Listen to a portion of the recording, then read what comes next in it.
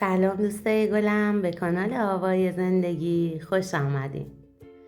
23 سالم بود که بعد از 2 سال رابطه پنهونی که با پسرم داشتم، بالاخره روز تولد 23 سالگیم بهترین هدیه عمرم رو گرفتم و همون روز تو مراسم تولدم عمم منو برای سعید خواستگاری کرد. منم همون موقع همزمان با اولین برشی که به کیکم زدم با لبخندی بله رو گفتم و اون سال تولدم شد بهترین تولد عمرم. چند روز بعدم با یه جشن عقد ساده من و سعید با هم محرم شدیم. من اون روز عروس عمه‌ای شدم که از بچگیم منو عروس خودش صدا میزد و انقدر دوستم داشت که با بابای مامانم برای خرید جهیزیم وقت و هزینه صرف کرد. شب عروسیمم در گوش پسرش گفت: آی پسر خوشتیپ، اگه خم به ابروی عروسم بیاری سر و کارت با منه وا. پدرم حتی تا شب عروسیمم مخالف ازدواجم با سعید بود و تنها دلیلش شوهرعمم آقا سیامک بود. اینجور که تمام این سالها از مادرم شنیده بودم، پدرم از روز اول با ازدواج سیامک با عمم مخالف بود و تمام مدت زندگیشون از حرفش کوتاه نیومده بود و دیگه همه میدونستن که پدرم چشم دیدن شوهرعممو نداره. حالا دیگه کسی مثل پدرم حق داشت که دلش نخواد تا تنها دخترش بشه عروس کسی که این همه سال ازش متنفر بوده. از حقم نگذریم، پدرم حق داشت.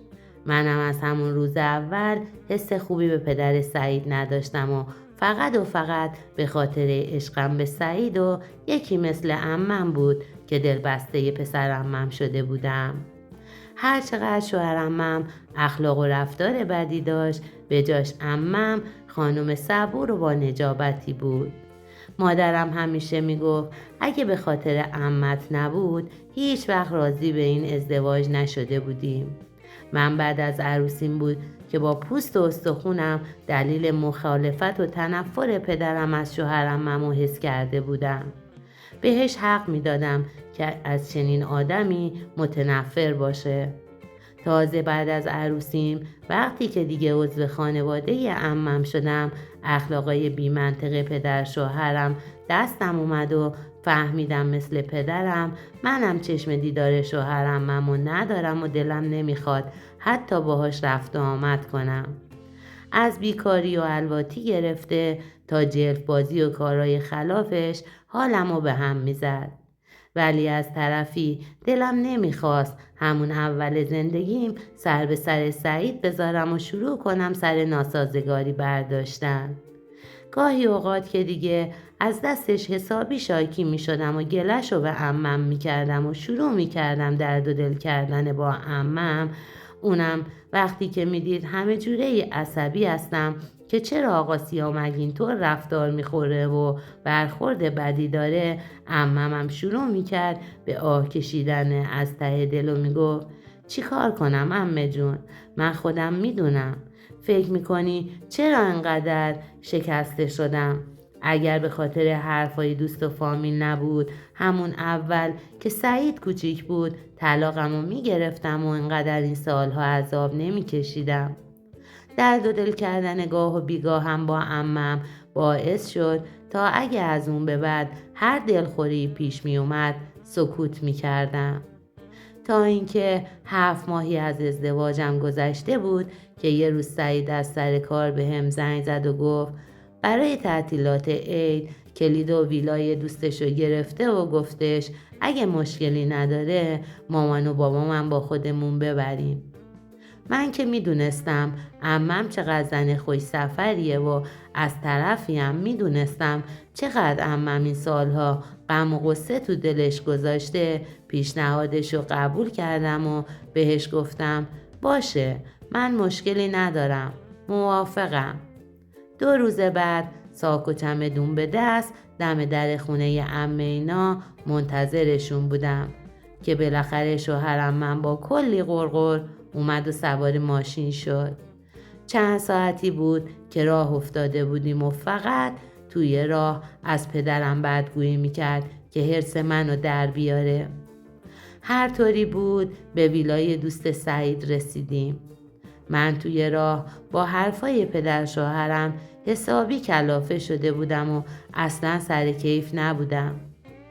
راستشو بخواید یه جورایی پشیمون شده بودم که چرا قبول کردم که اونا رو هم با خودمون ببریم. همون شب اول سفر یه دعوای درست و حسابی بین عمه و شوهرم درست شد و اون وسط من دلم به حال سعید میسوخت. سعید فقط تلاش میکرد که هر جوری شده پدر و مادرش رو کنار هم خوشحال نگه داره. ولی خب مگه پدر شوهرم کوتاه میومد؟ بالاخره خودش از بس که داد و بیداد کرد و فریاد کشید، خسته شد و رفت خوابید. فردا صبح طبق عادت همیشگی خودم که وقتی که به شمال می رفتیم تصمیم می گرفتم برم لب دریا و با خودم یکم خلوت کنم و قدم بزنم.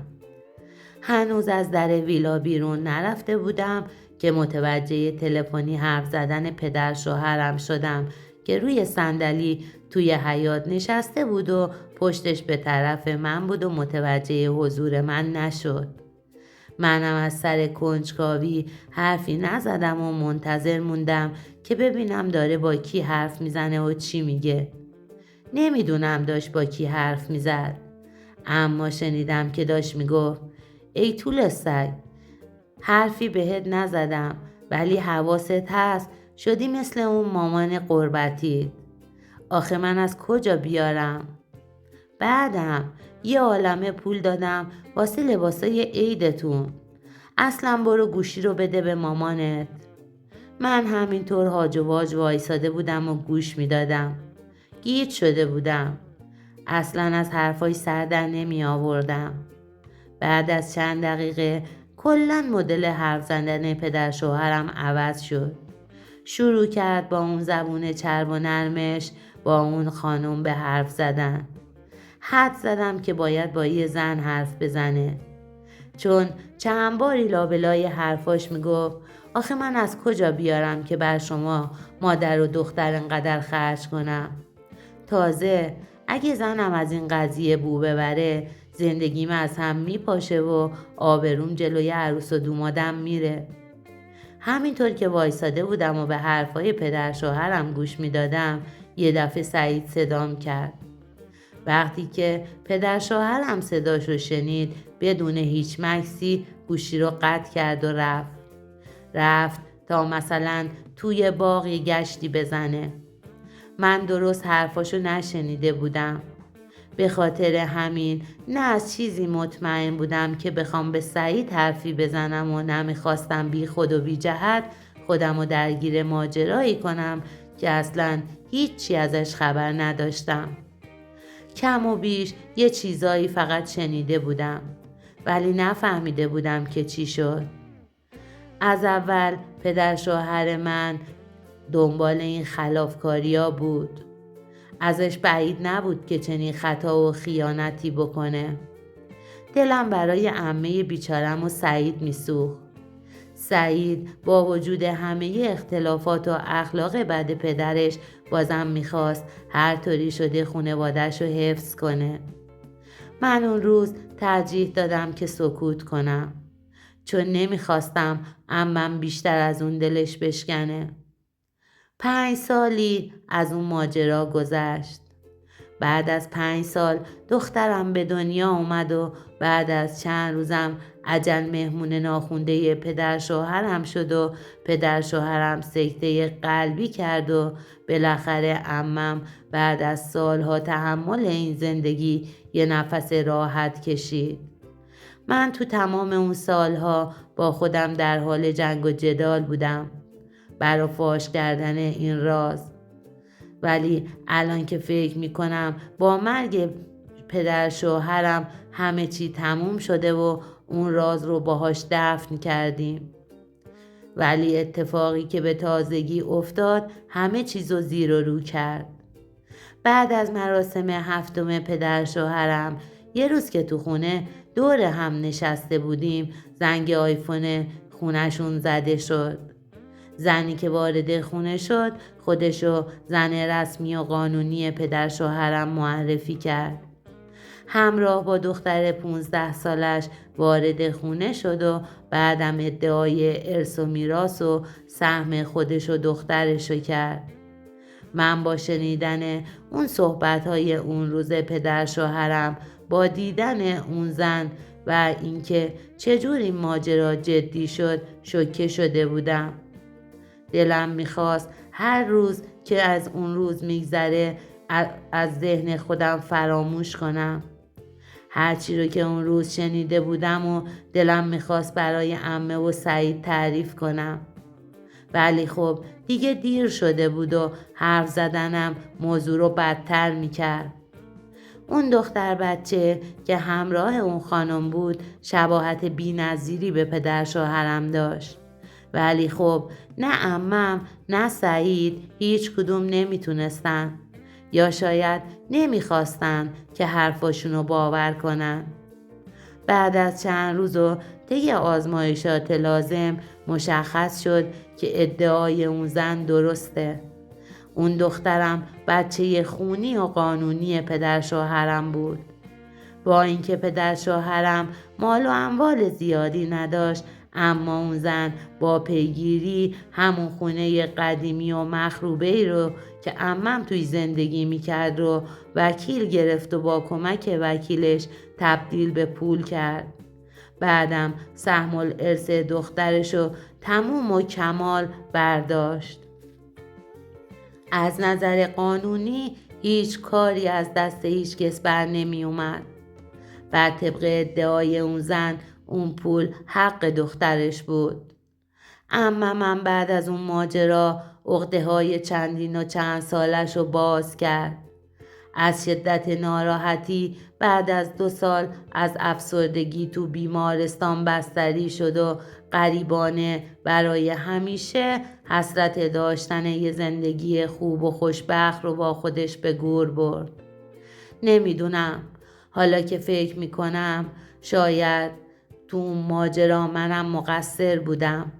شایدم بیشتر اشتباه از من بود که با پنهونکاری ماجرا رو به اینجا رسونده بودم. اما تنها چیزی که من به خاطرش سالها این رازو از بقیه پنهون کردم این بود که نمیخواستم من زندگی عمم رو به هم بزنم. بعدم بقیه همه چیزو از چشم من ببینن. این روزا بعد از مرگ پدر شوهرم و عمه، من و سعید زندگی آرومتری داریم و با دخترم خوشحالیم. از صمیم قلب احساس خوشبختی میکنم. تنها چیزی که روز و شب فکرم و درگیر خودش کرده دلسوزی برای عممه که سالها پای درد و دلش نشسته بودم. دردایی که از ترس پدرم سالها جرأت به زبون آوردنشو نکرده بود، تا نکنه پدرم با زخم زبوناش بدتر آتیش به دلش بزنه و بگه خودت کردی و حقته، حالا باید بشینی و بسوزی و بسازی. عمم غریبانه زندگی کرد و غریبانه از دنیا رفت. امیدوارم که توی اون دنیا از صمیم قلب احساس خوشبختی کنه و آرامش قسمت قلب مهربونش باشه. دوستان عزیزم، اگر شما جای من بودید چی کار میکردید؟ همون روز و تو همون ویلا میرفتید و همه چیز رو به عمه و سعید میگفتید، یا مثل من سالها مثل یه راز تو قلب خودتون پنهون میکردید؟ ممنون میشم که نظرات با ارزشتون رو با ما به اشتراک بگذارید. مرسی که با لایک کردن و گذاشتن کامنت از ما حمایت میکنید.